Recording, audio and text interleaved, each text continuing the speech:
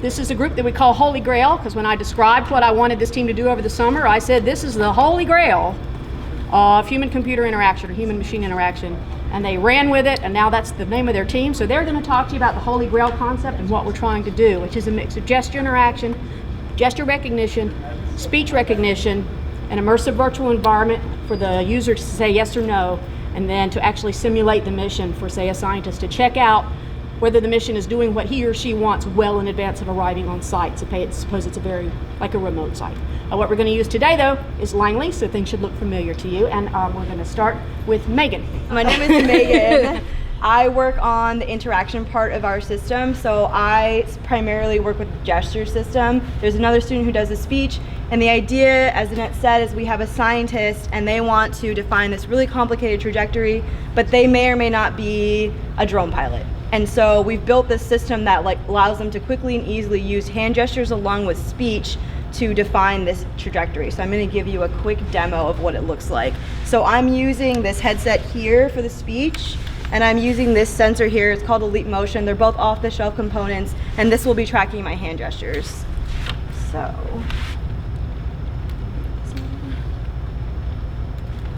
So Jeremy, we're gonna skip you. Is that okay? I figured you wouldn't mind. That's okay. The idea is I would say something like, I want this drone over here,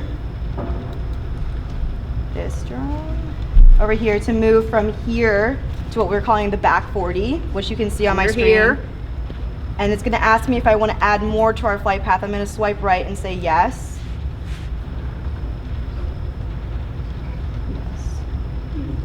And then I'm going to add a formation, and I'm going to say I want to do a formation starting with a diagonal forward right of 30 meters in length. And I'm going to say I want to add more to our formation.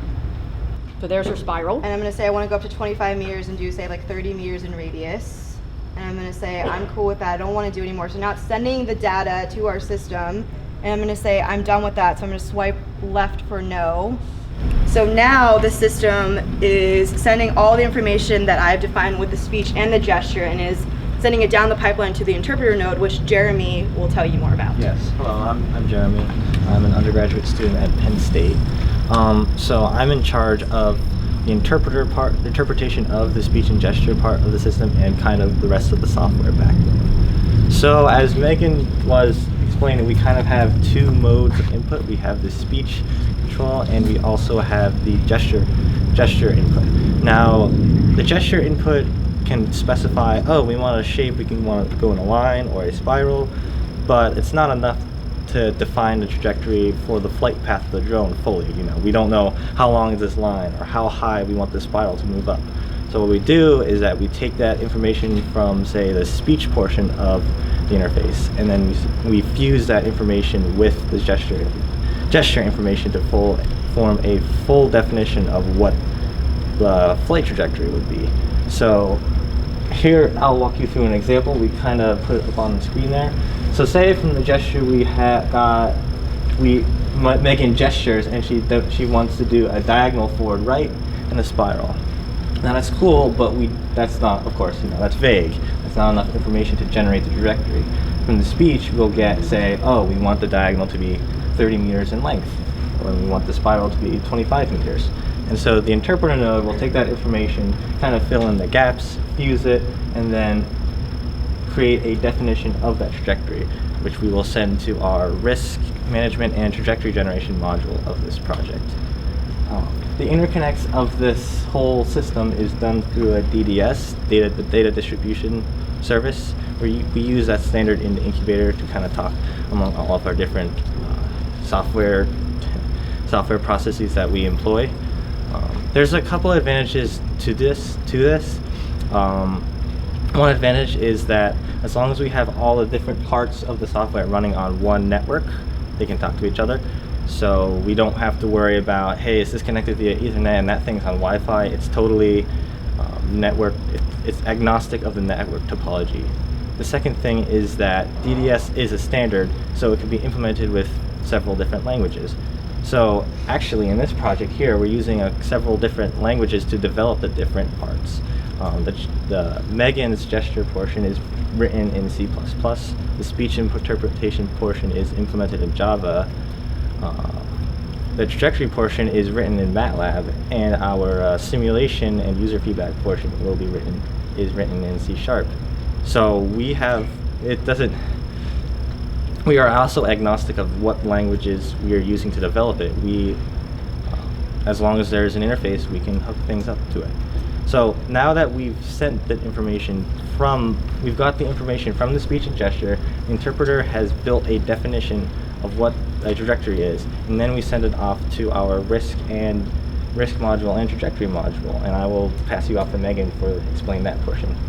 Hi, my name is Lauren, and I am an undergraduate student in aerospace and mechanical engineering from the University of Alabama. So once the trajectory portion has received all of the trajectory information that we need, the first thing that we can do is identify two very interesting types of flight patterns.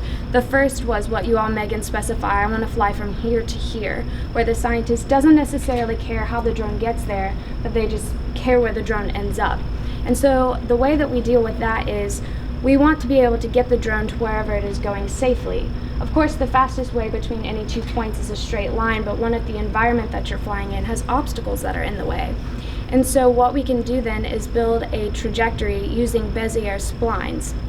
These splines are really, really nice because they are a function of their control points, so you can easily control the shapes with them. They form smooth, flyable curves, and it also allows us to retain all the information about the curves as we are performing these algorithms on them. So for our environment, you can see on the screen behind you, we have taken a map of Langley where we are performing this mission, and we have identified no-fly zones. These zones are then treated as obstacles during our collision detection and avoidance of the optimization trajectory generation. But we have also identified a different kind of areas where we say this is a risky area. It's possible to fly over it, but there is some risk associated. And so then the risk function is then a function of the distance from those obstacles to where the trajectory is. So after we generate the optimized trajectory, we can present it to the user and say, here is a colorful representation of where your trajectory goes and where the risk areas are. So if you look, you can see the red represents high risk areas and the blue represents low risk areas. And so the gradient of colors in between them then represents the corresponding risk values. That way the user has some sort of visual representation of what that optimized trajectory looks like for them. The second type of flight patterns also optimize with Bezier curves, but I'll let Javier talk about that a little bit later.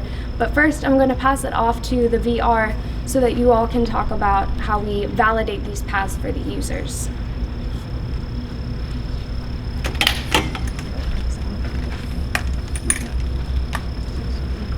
So once a scientist decides that they want to create some sort of trajectory, it's really hard for them to actually view it when they don't have any visual perception of the terrain or what the trajectory finally looks like all put together. So we developed a simulation using Unity for the Oculus.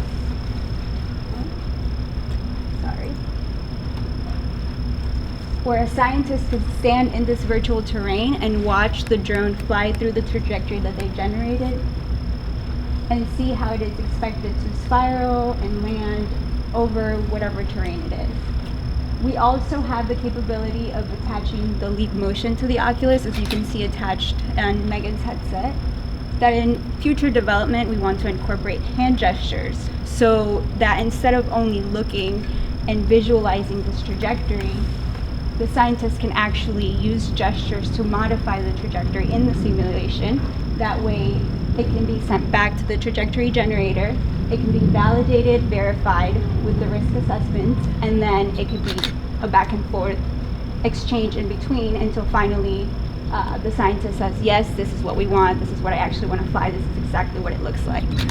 So with that being said, I'll let Javier speak more about the trajectory generation and the risk assessment and validation. Hello, I'm Javier, and thank you for coming. So we've been working on trajectory generation, path following, and time coordination. And one of the things we focused on this year was ensuring that the trajectories were safe and they did not violate the dynamic constraints of the vehicle. So we've been working on a collision checker and a minimum distance algorithm that both supports the trajectory generation algorithm and the risk assessment functions. So once we get all this information from the virtual reality headset and the natural interface, we're able to generate these trajectories and check if they're safe to fly. What you see here is a scaled down version of the mission we've designed. So here it's a portion of that bigger map that you see on the screen. This is the Autonomy Incubator, and this circle over here is the area of interest to our scientists. So what the drone will do is first it will take off.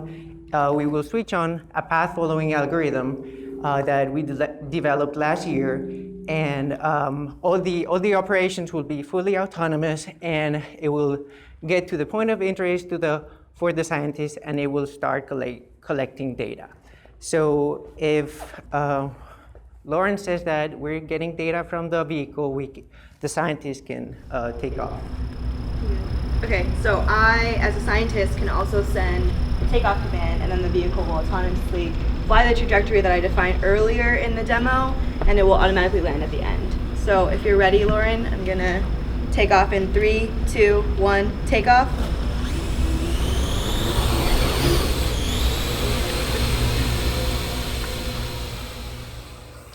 So now we switch on the path following algorithm, and one of the things Lauren has mentioned is that we're using Bezier curves, and once we get this leap motion with working with the virtual reality set, one of the advantages of Bezier curves is that they're completely defined by their control points, and they're very easy to modify. So just by dragging the control points with their hands, the scientist can modify the trajectory. So now the drone has arrived to the point of interest, and it should be collecting data with one of the sensors that we have here at the Autonomy Incubator. And once all the required data is collected, it will autonomously land. Also, one thing I would like to highlight is that right now we're only showcasing one vehicle, but we have the capability to do more than one vehicle and do coordinated flights. Some of you are seeing for the first time one of the new features that we have here in the Autonomy Incubator, which are the projectors on the ceiling. This allows us to project any terrain we want to on the floor, not just our paper versions that we've had so far. So basically we can test our vision algorithms, our navigation algorithms anywhere in the world as long as it fits into this space. So we're really excited about this. I think it's a really nice feature here in the lab. And it also allows us to show you what's happening under the hood, like the trajectory planning, for example. So thank you guys. So thank you, Holy Grail team. That's excellent. So basically you've seen a mission from start all the way to execution and land, right? But what we'd like to show you now, so that was sort of a simple mission just for the purposes of illustration of the pipeline. What we'd like to show you now is the actual mission that we are planning to fly and have been flying, you saw video, in the back 40. What this mission is, and I'll explain to you what's happening. We needed white for the projectors, but the world is not featureless, and that we count on that as our cameras are looking down at the terrain and trying to make sense of where they are in the world. So we're just moving the white out of the way so that we have features to look at as a demonstration. So what was I saying? So what's going to happen here is basically what you saw in the video, but just here subscale. We'll take a package, a science sensor, something like, well, you saw them in there actually, about the size of a D battery, drop it off, return to base. When we return to base, we'll actually have, there will be a UAV obstacle that enters into the path of the own ship. You get to see this is actually great. And the vehicle will detect this object and dynamically plan around it, land, and then go back and retrieve the object just like you saw, using our natural feature tracker where we match the scene and then identify the object and get as close to it as we can. If everyone holds their mouth right, we might actually grab it. So think positive thoughts, right?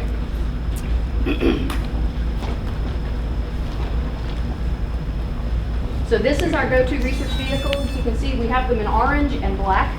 They are interchangeable. You can take the research plates off one, put them on the other. That allows us portability between desk rigs, indoor vehicles, and outdoor vehicles without making any integration changes. We about ready? So Zach, who you see here with the radio, he is our safety pilot. For safety reasons, we have to have a pilot on the stick all the time, but what you'll be seeing today is everything is running autonomously on board the vehicle, unless something happens, and then it's Zach's job to take over and make sure we all stay safe. So hopefully Zach is going to be really, really bored for the next 10 minutes or so. So we'll start with Anna, who will talk to you a little bit about the tablet interface that you saw in the video, and then we'll just let everybody talk about their pieces. We work our way through the mission. All right, this is the tablet interface. Right now we're using a touch screen. I have used it with using voice input, similar to what you saw over here with the Holy Grail stuff. This is at a higher level of detail, so basically you know where you're starting and you know where you want to drop off the package. All the trajectories are done behind the scenes. The scientist or whoever's working this does not have to worry about that part.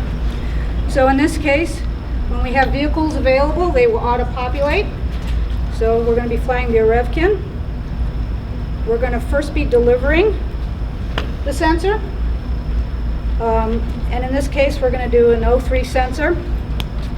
Our start location, we're going to say is building 1232.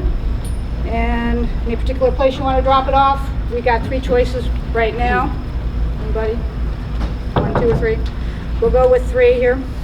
Now once all these fields become populated, we can upload the mission to the vehicle. And once the vehicle has calculated all the trajectories, we're able to take off. And we have a sensor here for GPS to know if we're safe or not. Are we ready to go? Okay. Taking off in 3, 2, 1. We do have a countdown on takeoff, just so that if we need to back off for some reason, we do have some time. Like this. That's how you know it's live. There are certain safety features built into the vehicle. If it doesn't see everything that it's looking for on startup, it just powers itself back down and we reset. The other nice thing about this, up top we have a status bar, so you kind of know where it is within the mission. We are currently working on another page where we have a moving map display in here, since we are good to go. You have to upload the mission again. Yep, we'll do. So while she's doing that, I'll draw your attention to the TV over there with the big green cone on Taking it. off 3, 2, 1. That's a downward facing camera. I'm getting GPS failure. Yeah, it's not picking up GPS. So that's actually an opportunity for me to tell you about something that we've developed here in the incubator called the Gpf Emulator. Obviously we don't have GPS inside, but we do have this Vicon system, and we use this Vicon system for a couple things. One is to observe what we're doing in here. It tells us the truth, and so we can assess the performance of our algorithms. Another thing we use it for is to emulate GPS. We get position information from the Vicon and actually emulate uBlock's protocol GPS. So that serves us in a couple ways. One, we can actually pretend we have GPS in here, and it's really accurate too, within a millimeter or so, right? Not the 3 meters that you might normally see when you're outside. And it lets us practice. Remember how we were talking about the natural transition or a graceful transition between GPS denied and GPS rich, and how do you handle that in a smooth way? It lets us very easily set up experiments where we can look at different margins of error, temporal pace, all those kinds of things as we think about how to safely manage the vehicle when we do have an unpredictable GPS environment. So is each one of those emulating a satellite, essentially? Or? So you could think of it that way. Sure. So we have so many because this is a pretty large space. And so the cameras actually cover the space. You need at least 2 cameras, preferably 3. to get the millimeter precision in any area in the room. We're actually down one right now, but we still function just fine without one. There we go.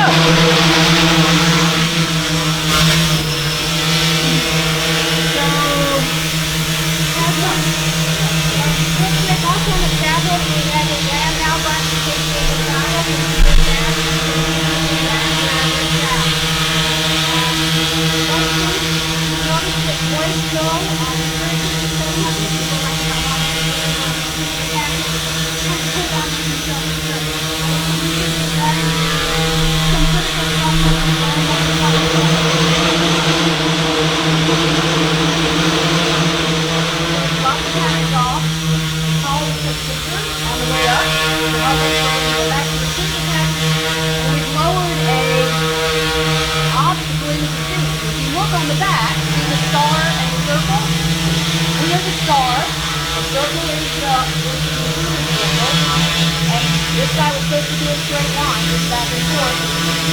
That's the object. Let me tell you, detecting in UAV is very difficult and safely planned around. And people on this mission to its safe. Your pace is a little slow. Go much faster than this outside, but for indoor flights, this is where we like to keep it. And you can see the status is showing up on here. So you have some idea, even if you're not located with the vehicle itself, what is going on. And so behind here, we're showing you the vehicle planning its path. It updates very frequently, right? Constantly looking for objects and constantly training and making sure you do that. And Bob is going to come to next, right? This is the end of the first mission.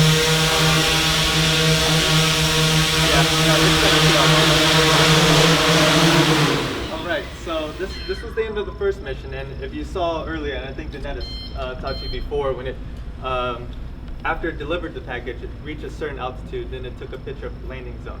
So we were planning on going back to pick up this particular package, but let's say we're using a visual odometry approach that has a little bit of drift. So when we get there, we want to correct that with our picture of the landing zone. We know exactly where the package is from that. So there's a picture of the landing zone on the top left, the exact one that we took. We cropped this out, a small sample of that, and then we can pull out different features from this. Those are the green dots. There's also red squares and that you can't see, which are really strong features. So when we go back, we'll just match what we see with the downward facing camera to the image that we took. And then when we center over top of that image, we send the land command, we try to land on top of that. And you're learning that in real time, or? Yes, so all this processing was done as it was going back, all on board. So we took the picture, we trained the image all on board, and it's all ready to go back to fly. Go back and pick up the package now. Okay. So Jim, do you want to talk about? Sure, if you'd like to just transition down here quickly. Wow.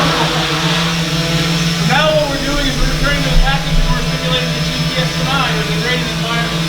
Like I showed you before, this is the map that we created for the trajectories that we visualize just from. Throughout the destination from the package and around the obstacle, get back over here to the next waypoint and then return to our launch location. We're flying that exact same course again. We've mapped out the area. We know the area. We're localizing on that. The area that we mapped out in the first place. So Jim, maybe you can repeat that. So everything you saw on the way on that third leg was without GPS, right? So we were tracking the whole time, and Jim was able to illustrate to you that the vision algorithm knew exactly where it was within a certain margin of error. Yeah. This is exactly what.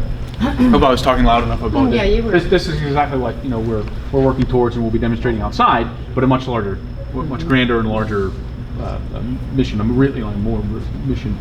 Clearly to higher altitude. Higher altitude, and these are 2D. These are 2D features now that we're picking up. 3D is even better information, more information when we go outside, and our testing outside is proven to that effect. All right, so now we're going to transition away from flight and talk to you about a couple things that will soon be integrated into the system. One of them is object classification. Remember we talked earlier about sofas and chairs, but really we're interested in UAVs and dogs and humans and trees, especially as we're thinking about outdoor flight.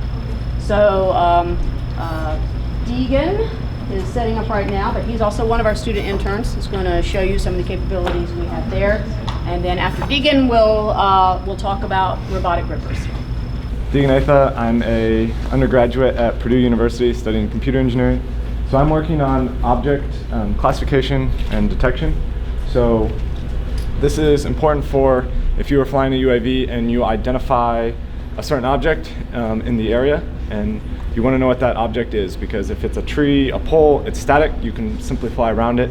A human, it creates some unknowns in the environment. You might want to fly over it or take extra precautions. Also, you can have interesting applications for human-robot interactions. For follow the drone, if you identify the drone, you can follow it. And so on the screen here, you can see object classification and then also detection going on. And the number in the top right corner is the distance away from the LiDAR sensor. So right here, you're about 2.6 meters away, and it's in meters as well. And so this is running with deep learning, specifically convolutional neural networks, which is a machine learning approach that has been fairly widely used in the past 5 years or so. So if you've seen Google Photos and the tags, they use that type of learning. And then the camera is calibrated with the LiDAR to localize where in the image frame the LiDAR points are scanning. So the LiDAR is a 2D scan, and so if that scan hits within one of those bounding boxes, I match those two to get the distance. And so this can be used with our tracking as well, so that if an object were to leave the field of view of the camera, you would still know what that object is if it was a person or a tree or a drone. And so we have different objects that we can classify. So if you guys, I'll walk around here and So all of this is running on board. Oh yeah. So the only port that is going to is so all of this is on board. The HDMI is connected purely for the visualization. And the computer we're using is an NVIDIA Jetson TX board, so it has a GPU built in because the processing for classifying objects is fairly intensive. In the fall, I was also here, and on a desktop computer, the model we were using ran at about 2 frames per second. This computer was released in December, and then they also have improved the speed, and so now it's running at 2 frames per second on this board and 20 frames per second on a desktop, which is significant speed improvement. Come out here, get a person and tree, and it's about 3 meters away.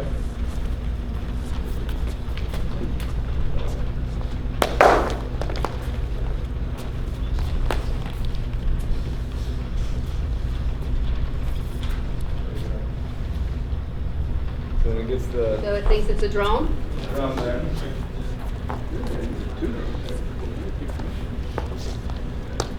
And sees that one is 2.6. There we go.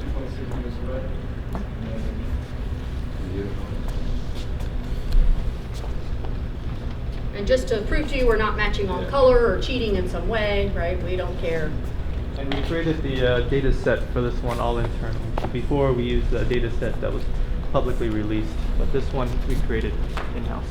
And so one thing you can see as well is that some of these images are blurry as I move the drone around. And so another thing that I've been working on is identifying which images are blurry before I send it through the computationally intense process to make sure that you're only sending good images through, so you're not wasting half a second classifying something that will not provide accurate results.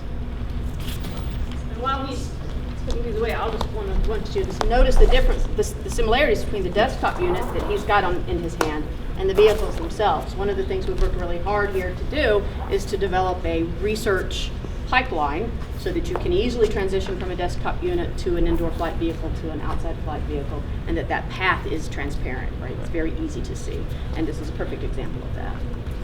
So our next presenter here is Jacob Beck. If everybody can go approach, this is going to be, you need to be pretty close to see what he's going to do. And he's going to talk to you about some alternative designs for delivering and package delivery. Hello everyone, I'm Jacob Beck. I recently graduated from Penn State. In the fall, I'm going to be a student at Oregon State, so I'm between my undergraduate and graduate educations right now. I'm going to walk you through some of the designs I've come up with for manipulating objects. So one of the things that we'd like to do is to be able to grab objects of unknown size, type, and geometry.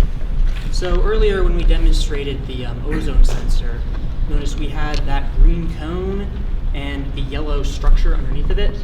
Both of those were pre-designed by us to increase our capability to grab them. So to get away from that, I began looking into soft robotics, which are robots which, instead of being made of typical hard plastics and metals, are instead made with soft, conformable materials that can shift and adapt to their environment. So what I have here is a soft gripper I've designed, and I'm going to show you how this can be used to grab things that are irregularly shaped. What's a ripper? Excuse me? Ripper.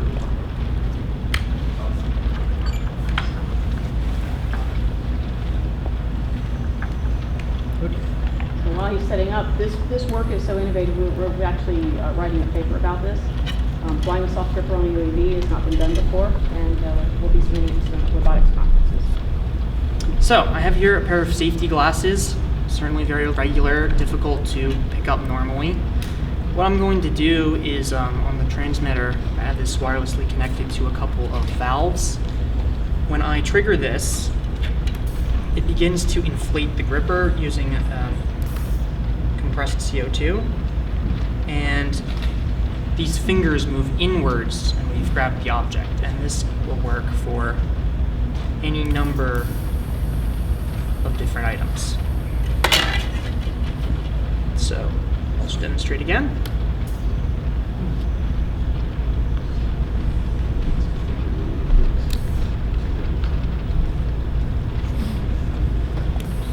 Is that my casa here?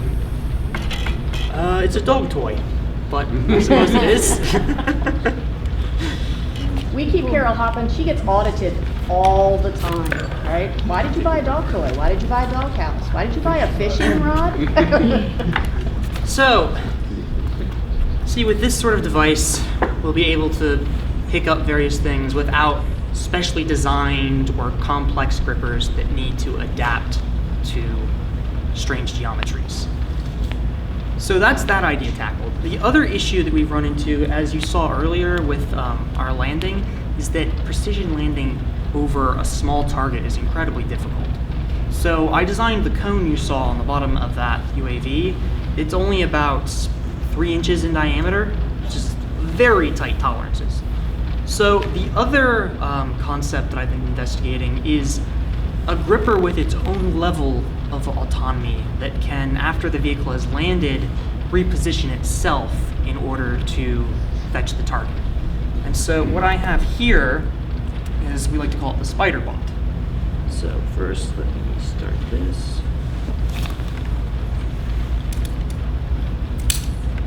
The idea is this will be mounted to the bottom of a drone, which can be either landed or hovering.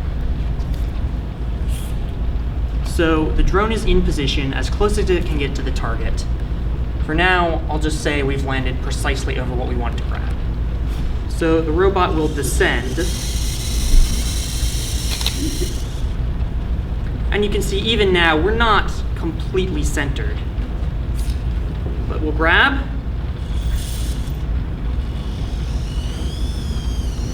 And then return.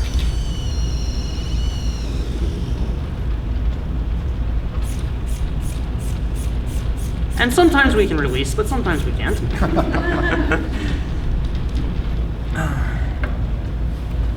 So if we're not directly centered over the target, our alternative is to land and seek out the target on our own. Oh, still a little high.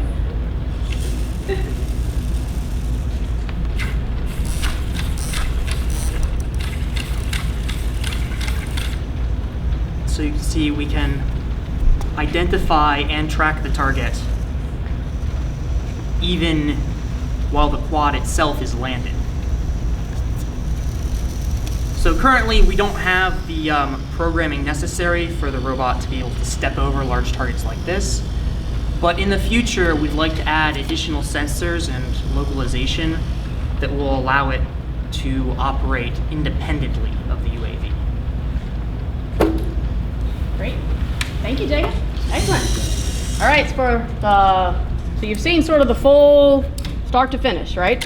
One of the things we haven't talked about yet, though, is interloop control. And remember, we were talking about out there how very, very important that is. And so for the last thing we're going to do, I need everybody to go back on the other side because we're going to fly the GLARF. So hi, everybody. My name is John Cooper. I'm a researcher with NIA, and I work in the Dynamic Systems and Control branch, and I've been working over in the Autonomy Incubator on a couple of different flight projects. First one I'm going to talk about is what we're calling Project Link. So this is a concept where we have multiple UAVs that physically join together in the air and create like different shapes of vehicles, so you could do a wider range of missions with the same system. So back in the fall there was some preliminary work into control systems development for this idea, and it was implemented on 2 quad rotors right in here. I'm going to show you a video of that. So this is all autonomous, so there's just a single takeoff button and both of these guys take off. The one on the right is going to start moving towards the one on the left. So the one on the left is what we'd call the mothership. And so the end goal is to do this with a heterogeneous set of vehicles, so you could have like a aircraft that takes off with VTOL and then reconfigures in air into a long endurance type vehicle. So there's a lot of stuff that could be done there.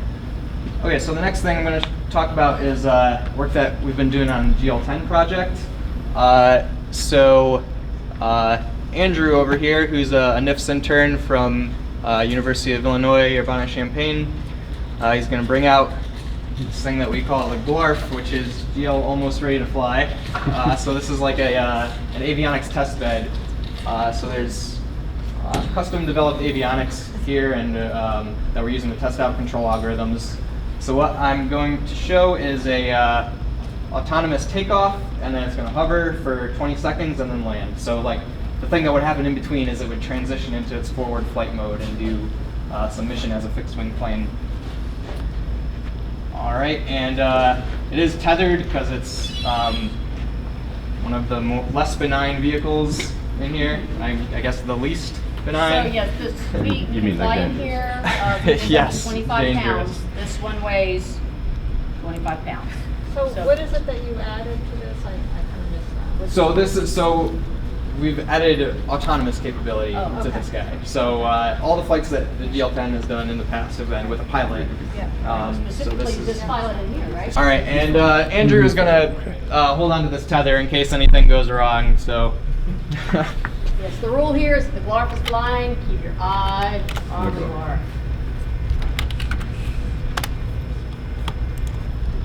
Say autonomous, how much of it is automatic? So I'm going to press one button and it's going to do its mission, which is take off, hover for a set amount of time, and then land. And it's going to try to stay where it is. It'll probably drift around like plus or like in a circle of a radius of a meter maybe, but we'll see.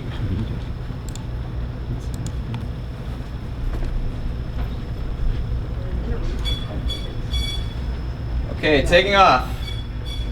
We have Vicon, right? Vicon? All right.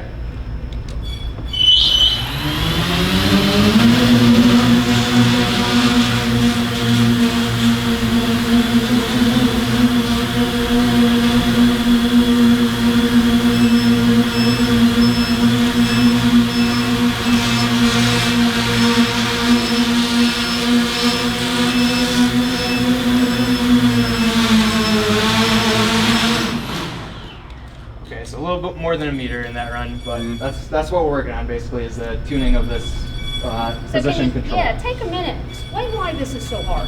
So this is hard because,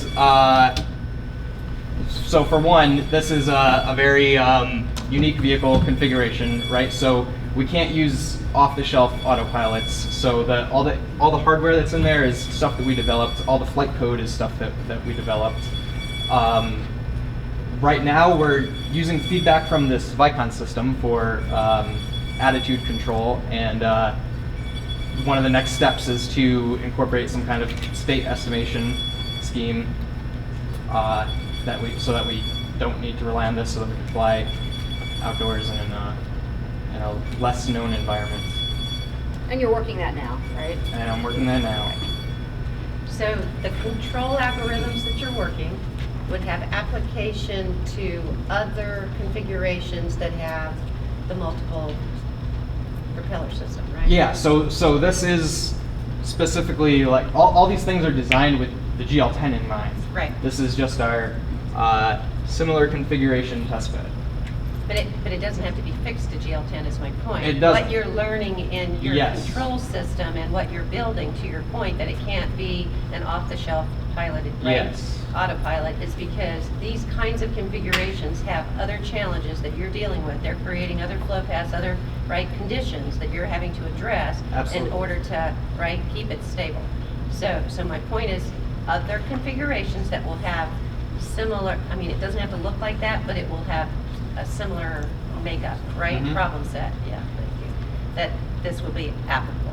So the learning isn't just for this. Yeah, absolutely. Yeah. Yep. All right, and so that's about it. So it's autonomous because it's not following a pre-planned trajectory, it's rehoming in on a location. Yes? So it is, yeah, so so exactly what's going on is I press this button, it figures out where it is, it tries to take off vertically and stay there. So it doesn't matter if we had it taken off in like a different corner of the room. What he means by autonomous, though, is that the pilot is hands-off. So, but are you generating waypoints for the autopilot? Is that Yeah. how that So works? yes. Yeah. Okay. It's So that's the part that's autonomous. You're generating those on the fly. He can do waypoints. yeah. So this is of course just one waypoint that it's trying to hold. So Okay, all right, okay. and that one is generated autonomously. But And probably could you'd want to have perturb a human define a path, similar to like the trajectories that Javier discussed earlier. But you could perturb it with a gust that would still try and recover to it. Right. So yeah, that's the control So that's aspect. Don't, that's a rabbit hole. Don't. The definition of autonomous. Okay. Yeah. All right, so that's the end of the demonstration portion. So they're not going to hang around. Does anybody have any questions? I know it's lunchtime. Well, thank you. Thank you guys for staying so long.